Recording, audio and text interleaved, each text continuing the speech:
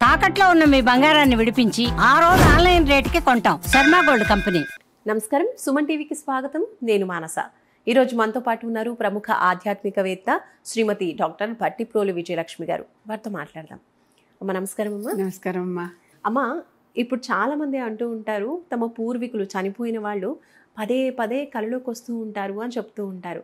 అసలు అలా పదే పదే మన పూర్వీకులు చనిపోయిన వాళ్ళు కళ్ళలోకి రావడానికి దేనికి సంకేతం అంటారు? అసలు ఎందుకు వస్తూ ఉంటారు అలా కళ్ళలోకి?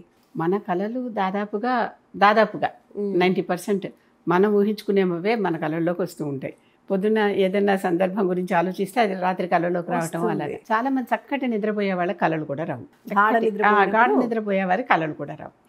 ఈ స్వప్నావస్థలో వచ్చేటటువంటివి కొన్ని మాత్రమే స్వప్న సందేశాలు. అన్ని స్వప్న సందేశాలు కావు. బాగా గ్రహించుకోవాలి అందరూ. ఏవి స్వప్న సందేశం, ఏది స్వప్న సందేశం కాదు అనేది తెలుసుకోవాలి. అంటే ఇది అంతవరకు అసలు మనం కొంచెం కూడా ఊహించండి, కొంచెం కూడా ఆలోచించండి కనిపిస్తే కొత్త విషయం కనిపిస్తే అది ఆ పైన వారు ఎవరో మన కళలోకి ఎవరు వచ్చారు, దేవత కానీ పితృదేవతలు కానీ ఎవరైతే వారు మనకేదో చెప్తున్నారని ఊహించాలి.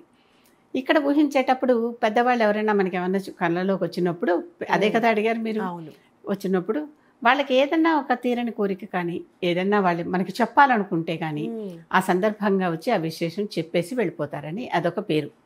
ఇది కరెక్టే జరుగుతూ ఉంటుంది. కొద్దిమందికి పదే పదే వస్తుంది అంటే ఖచ్చితంగా అదేదో మనం అటెండ్ అవ్వాల్సిన విషయం అనమాట. అది దానికి గుర్తు చేస్తున్నారు అంటే పదే పదే అనే మాట అన్నాము కనుక అన్నిసార్లు వస్తుంది అంటే అది ఏదో అక్కడ లోపం జరిగింది, ఆ లోపాన్ని మనం సరిచేయాల్సిందే, పూరించాల్సిందే కనుక అది దాని మీద మనం ధ్యాస పెట్టి అది ఎవరినైనా ఇంటి పురోహితుల్ని అడిగితే వాళ్ళు ఏం చెప్పారో మనకి ఎవరికి వాళ్ళకే కదా, అది వాళ్ళ ఇంటి పురోహితుల్ని లేకపోతే ఇంట్లో పెద్దవాళ్ళు ఉంటారుగా వాళ్ళని అడిగి అది పూర్తి చేయటమే. అది చేస్తే మళ్ళీ తర్వాత వాళ్ళు కనిపించిన సూచనలు కూడా ఉండవు. అసలు పితృదేవతలు అసంతృప్తిగా ఎందుకు ఉంటారు? ఎప్పుడు కూడా పితృదేవతలకి మనం చేయాల్సినటువంటి కొన్ని ఉన్నాయి, కొన్ని తప్పనిసరిగా మనం తీర్చాల్సిన రుణాలు కొన్ని ఉన్నాయి. నిజాయితీగా చెప్పుకుంటే మనిషి పుడుతూనే మన సనాతన ధర్మంలో 5 రుణాలతో పుడతాడు. ఏంటవి 5 రుణాలలో మొదటి రుణం దేవరుణం. ఆ దేవతలన్నీ మనకి ఇస్తేనే కదా మనం ఇలా ఉన్నాం కనుక దేవతా పూజ చేసి ఆ రుణం తీర్చాలి, దేవతా ఆరాధన చేసి రుణం తీర్చాలి. రెండోది ఋషి రుణం.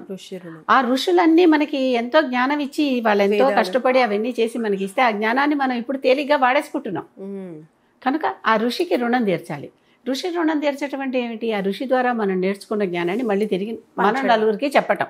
అలాగే కదా ఋషి చెప్పినటువంటి సందేశం అందరికి అందుతుంది. మూడవది పితృరుణం. పితృరుణం అంటే మాతాపితృ ఇద్దరు కూడా పితరులు అనమాట. పితృదేవతలందరూ ఇమీడియట్గా మన తల్లిదండ్రులు, ఆ తర్వాత మిగిలిన పితృదేవతలందరూ వారందరికీ వారికి ఎప్పుడెప్పుడు ఏటువంటి పితృకార్యాలు చెయ్యాలో, ఆప్తికాలు, మాసికాలు, పింటాలు వదలటం, తర్పణాలు వదలటం ఇలాంటివన్నీ ఉంటాయి కదా, అవి ఆయా సమయాల్లో చెయ్యటం, అవి పితృ రుణం తీర్చడం అవుతుంది. ఇక ఇంకొక రుణం మనుష్య రుణం. మన తోటి వాళ్ళ ఎన్నో చేస్తుంటే మనం అందరి సహకారాలు తీసుకునే కదా బతికేస్తున్నాం కనుక తప్పనిసరిగా మన తోటి వాళ్ళకు కూడా మనకేముందో వాటిల్ని పంచుకోవటం నలుగురితో. అంటే మనకు సాయం చేసిన వాళ్ళని మర్చిపోవద్దంటారు చూడండి, లేకపోతే ఆ రుణం ఉండిపోతుంది ఇలా చెప్తూ ఉంటారు కదా. అది ఇంకోటి భూత రుణం. ఈ భూత రుణం అంటే అంటే జీవజాలాలు అనమాట. ఇప్పుడు చీమలకి చక్కెర వేయండి అప్పు తీరిపోతుంది ఇలాంటివి చెప్తూ ఉంటారు, రావి చుట్టూ ఇలాంటివే. ఇవి వాటికి ఉండేటటువంటి వాటితో మనకున్న ఎప్పుడో ఏదో ఉన్న రుణాలు, అవి రుణాలు తీర్చడం అనమాట.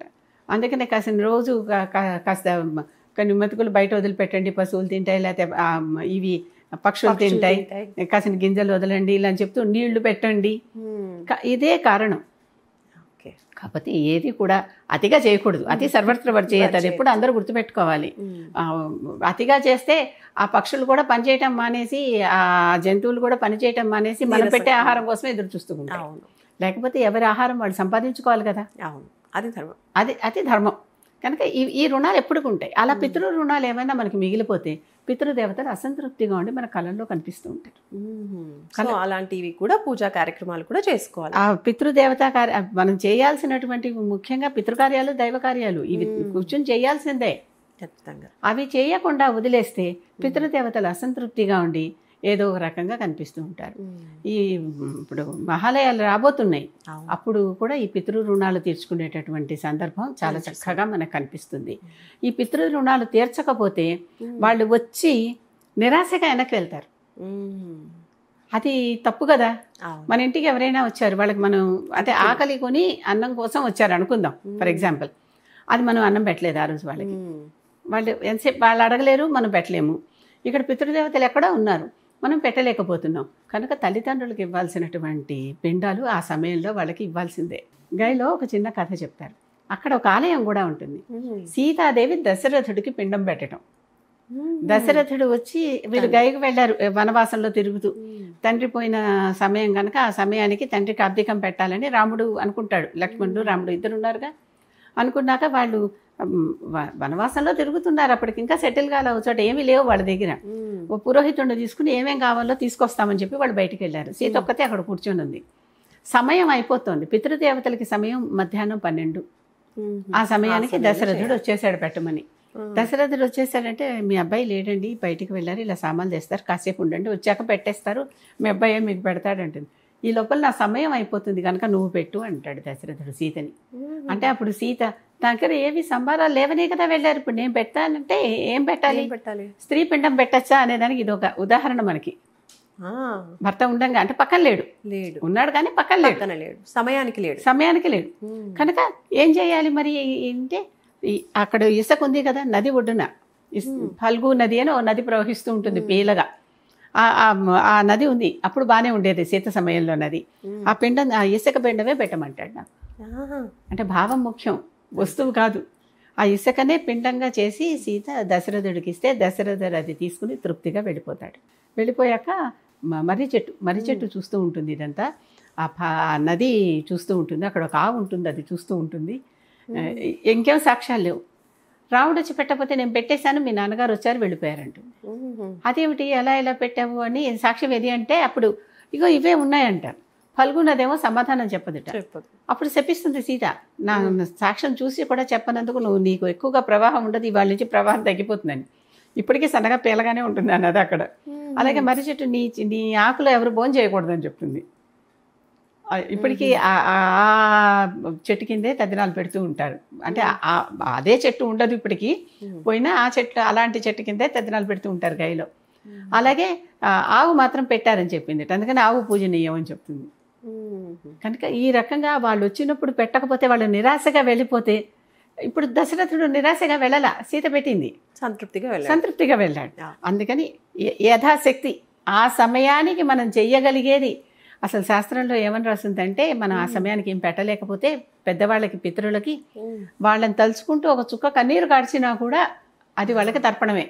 అందుకని ఏదేదో చెయ్యాలని అవన్నీ చెయ్యండి, వేరే విషయం, కానీ ఇది చేసినా కూడా దాంతో సమానమే. ఎప్పుడు అవేవి లేనప్పుడు ఇలాగ బాధపడుతూ ఉంటారు కదా చెప్పలేకపోయామని, ఆ చిన్న కన్నీటి చుక్క కూడా దానికి పరిష్కారం అని తెలియజేశారు.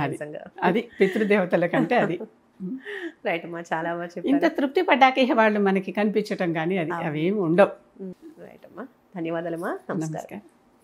చూసారు కదండి, పదే మన పితృదేవతలు లేదా మన గతించిన పూర్వీకులు కల్లోకి వస్తూ ఉంటే గనక అది దేనికి సంకేతం, ఎందుకు కారణాలు ఏంటి, ఇలాంటి విషయాలన్నీ కూడా స్వయంగా ఒకరికొకరు తెలుసుకోవడం. కాకపోతే ముఖ్యంగా అంటే ఏదైనా ముఖ్య కారణం ఉంటే కనుక అలా జరుగుతుంది, లేదంటే వాళ్ళకి చేయాల్సినటువంటి కర్మలు కరెక్ట్గా చేయకపోవడం వల్ల కూడా అలా జరిగే అవకాశాలు ఉన్నాయి. కాబట్టి తప్పకుండా మహాలయ పక్షాల్లో అవన్నీ కూడా చక్కగా నిర్విఘ్నంగా పూర్తి చేయాలి అని మనకి తెలియజేస్తూ ఉన్నారు.